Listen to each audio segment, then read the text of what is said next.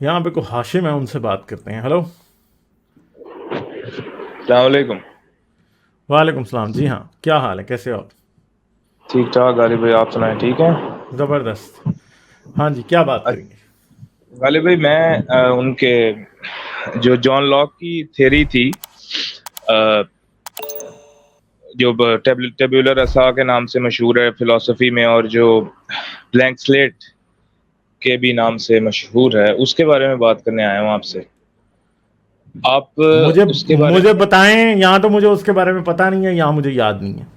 मुझे बताएं तो फिर जो मैं वो, डिस्कस कर लूँगा। हाँ जी, मैं आपको एक्सप्लेन कर देता हूँ थोड़ा सा इन अ सिंपल वे, कि वो जो कहते थे उनकी उसका जिस्ट जो है उस थ्योरी का, वो ये है कि आप अगर किसी चीज को देख रहे हैं, उन्होंने मिसाल दी थी टमाटर की या टोमेटो की, कि अगर टोमेटो का कलर आपको रेड नजर आ रहा है, it's because of the reflection of light from your eyes, कि आपको वो रेड नजर आ रहा है।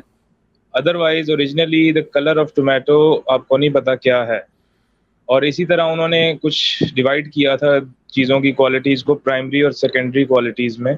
कलर वगैरह और ये चीज़ें प्राइमरी थी, और कुछ सेकेंडरी क्वालिटीज़ थी, शेप और ये सब कुछ।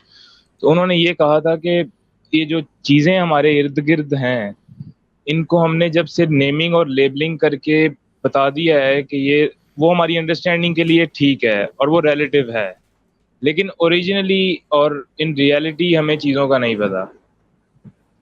जैसे अब कोई कलर है, कोई कलर रेड है, तो आपको नहीं पता या कि वो रेड ओरिजिनली रेड है, या वो सिर्फ आपके लिए इन रिलेटिव वे आपके लिए रेड एग्जिस्ट कर रहा है। तो इस तरह उन्होंने इस चीज को डिफाइन किया था कि क्या द उन्होंने वर्ल्ड इज ए। एग्जैक्टली ये बात की, क्या जॉन लॉक ने एग्जैक्टली ये बात की थी कि फ्रीक्वेंसी ऑफ लाइट और कलर जो है आपको सही दिख रहा है, और क्या इतनी साइंटिफिक टर्म्स में बताया था? नहीं, इतनी साइंटिफिक नहीं, उन्होंने तो फिलोसॉफिकल टर्म्स यूज, सिंपल भाई टर्म्स यूज देखें, की अब आप थी। क्या बात कर रहे हैं, वो बंदा तो डेड ही 1704 में हो गया था, जॉन लॉक। कोई ना, लेकिन उनकी मैं आपको शेयर भी कर सकता हूँ उनका एक लिंक, एक आर्टिकल का। उन्होंने इस तरह के साइंटिफिक टर्म्स तो नहीं यूज की थी, लेकिन उन्होंने एक सिंपल वे में ये एक्सप्लेन किया था, reflection of eyes, reflection of light का उन्होंने इस्तेमाल किया था। ये मैं आपको पूरी श्योरिटी से कह रहा हूँ। लेकिन इस चीज को आप सीरियस, मतलब इस चीज को आप किस तरह देखते हैं कि जो वर्ल्ड आपके इर्द गिर्द है, इसको आप रियल कह सकते हैं? आपका क्या ख्याल है, क्यों नहीं कह सकते रियल इसको? मेरे ख्याल में तो ये जब से किसी इंसान ने आगे लेबलिंग और नेमिंग का प्रोसेस शुरू किया है, मेरी आपसे शायद पहले भी इस बारे में बात हुई थी, नेमिंग और लेबलिंग जब से शुरू की है, तो अगर मैं किसी दरख्त को कह रहा हूँ ये दरख्त है, या किसी किसी भी चीज़ को कुछ कह रहा हूँ ये है, तो अब जब भी मैं उस चीज़ को देखूंगा तो वो लफ्ज़ पहले मेरे जहन में आएगा और वो चीज़ बाद में एग्जिस्ट करेगी। वो नहीं तो लफ्ज़ इसका पहले मेरे। नुकसान क्या है, ये गलत क्यों है? नुकसान ये है कि आपको किसी चीज़ की रियलिटी का ही नहीं पता। क्यों नहीं रियलिटी का आप पता? आप कह रहे हैं कि रेड कलर क्या है। भाई रेड कलर आज तो हमें पता है कि रेड कलर क्या है। और आप क्या कह रहे हैं कि किसी चीज का हमें कलर नहीं पता। भाई रेड जो आपको दिख रहा है वही कलर है। क्यों? तो कलर ब्लाइंड रेड तो किसको भाई नजर आता लाइट की। ठहर जा भैया, साइंस की बात सुनो ना। अब जॉन लॉक पे जो आप बात लगा रहे हैं, ये तो मुझे खुद पढ़ूंगा तो मुझे पता चलेगा ना। मेरे ख्याल है आप ऑब्जेक्टिव और सब्जेक्टिव रियलिटी की बात कर रहे हैं, वो बात है। ठीक है। और जो मेन बात है वो ये है कि लाइट का कलर रेड होना, हमें ये पता है कि रेड एक खास कलर, एक खास वेवलेंथ की लाइट जो है वो हमें रेड लगती है। एक खास कलर है? की एक खास वेवलेंथ की लाइट हमें ग्रीन लगती है। एक खास वेवलेंथ की लाइट हमें अल्ट्रा वायलेट लगती है। और एक खास वेवलेंथ की लाइट वो भी होती है जो अल्ट्रा वायलेट होती है, जो हमें दिखती नहीं है।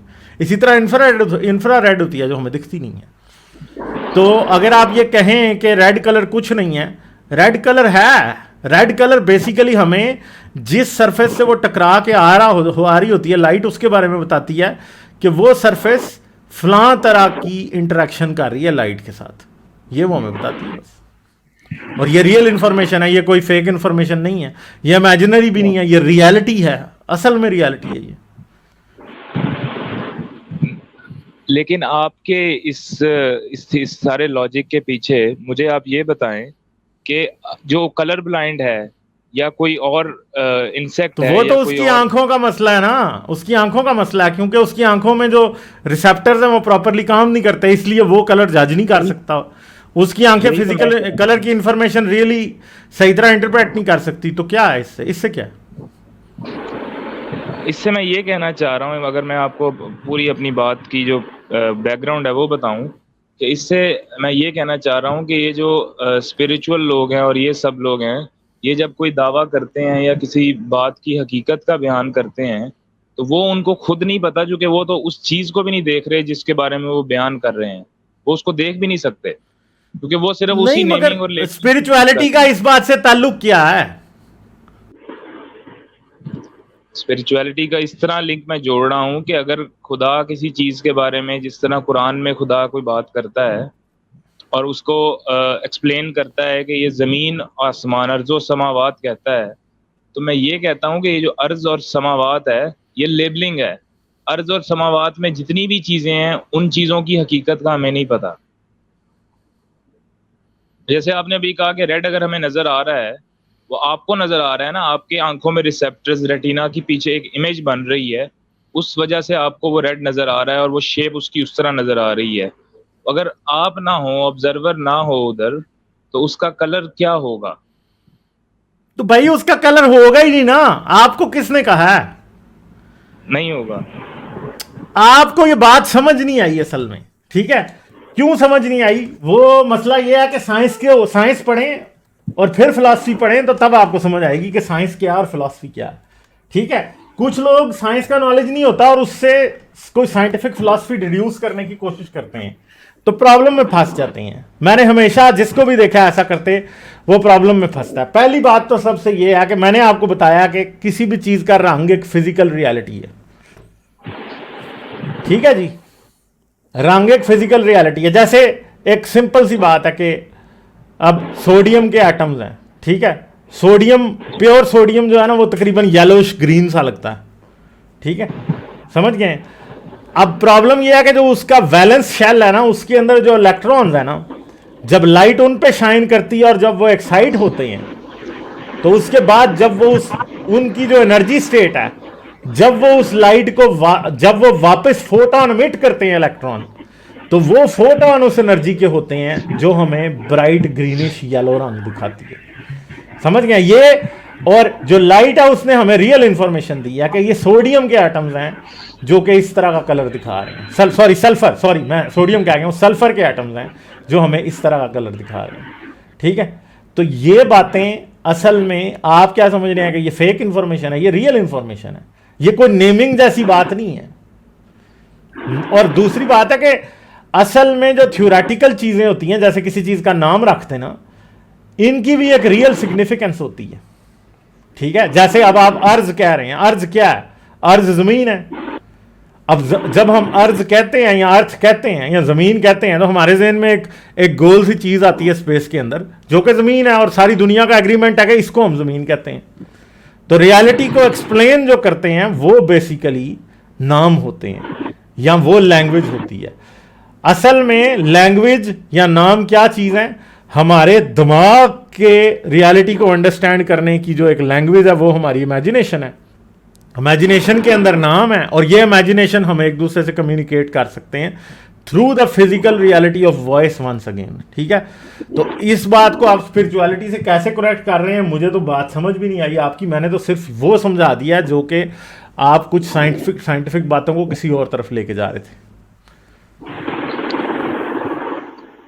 लेकिन इसमें जो आप कह रहे हैं कि दिमाग में इमेजिनेशंस हैं, उसको कन्वे करने के लिए वर्ड्स हैं और ये सारा कुछ है, ये सिर्फ आप वो उस नॉलेज को रिपीट कर रहे हैं जो आपको बताया गया है। आप नहीं, मैं कोई ऑफेंड नहीं कर रहा, लेकिन आप क्यों नहीं कह रहा, ओवरऑल कह रहा हूँ कि सब लोग यही करते हैं कि उस नॉलेज को रिपीट कर रहे हैं जो उनको बताया गया है, उनके जहनों में डाला गया है।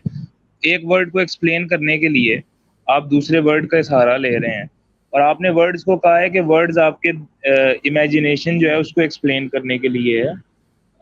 लेकिन वर्ड्स नहीं, मैंने ये तो नहीं कहा कि वर्ड्स इमेजिनेशन को एक्सप्लेन करने के लिए, मैंने तो कहा वर्ड रियलिटी को एक्सप्लेन करने के लिए, रियलिटी को एक्सप्लेन करने के लिए हैं, ठीक है?